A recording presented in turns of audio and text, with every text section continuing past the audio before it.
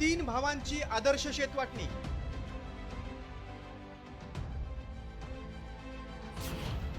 अनोख्या शेतवाटणीची राज्यभरात चर्चा.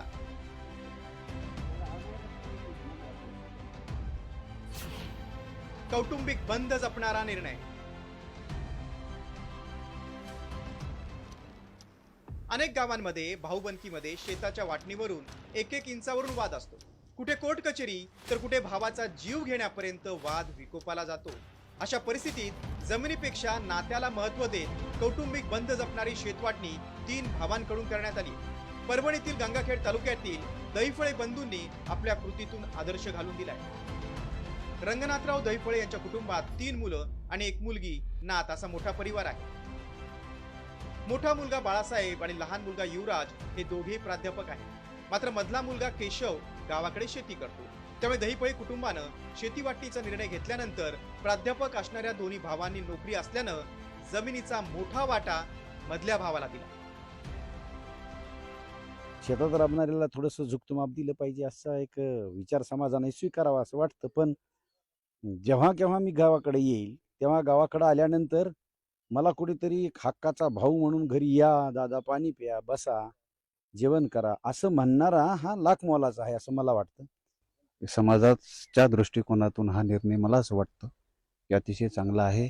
समाजात जे नोकरी करणारे भाऊ आहेत त्या प्रत्येकानं शेती करणाऱ्या भावाच्या शेतीच्या बाबतीमध्ये, लेकरांच्या शिक्षणाच्या बाबतीमध्ये खरंच विचार केला पाहिजे.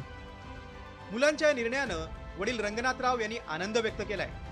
काय वाटण्याच्या मुलाला ते शेतीत जे काम करीत होता त्याला 10.5 एकर दिलं आणि हे दोघ जण नोकरीला आहेत त्याला 3-3 एकर दिलं.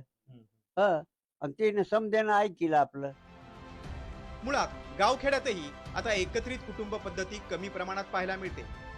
अशा दहिफळे कुटुंबानं एकत्रित कुटुंब पद्धती तर जपलीच आहे, शिवाय नात्यातील गोडवा कायम ठेवलाय. कुटुंबातील महिलांनीही या निर्णयाला मनापासून पाठिंबा दिला.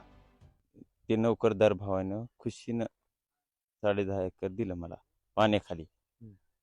मुलीचं शिक्षण, लग्न सगळं त्याच्याकडं.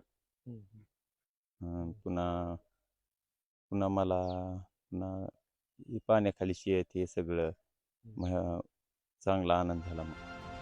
परभणीतील दहिफळे कुटुंबातील भावांची ही गोष्ट अनेकांसाठी आदर्शवत आहे. शेतकरी भावाच्या पाठीशी नोकरदार भाऊ असे भक्कमपणे उभे राहिल्यास ग्रामीण भागातलं चित्र नक्कीच बदलेल. दहिफळे कुटुंबाचा आदर्श जगात जर्मनी आणि महाराष्ट्रात परभणी ही म्हण खरी करणारा ठरलाय. साम टीव्ही, परभणी.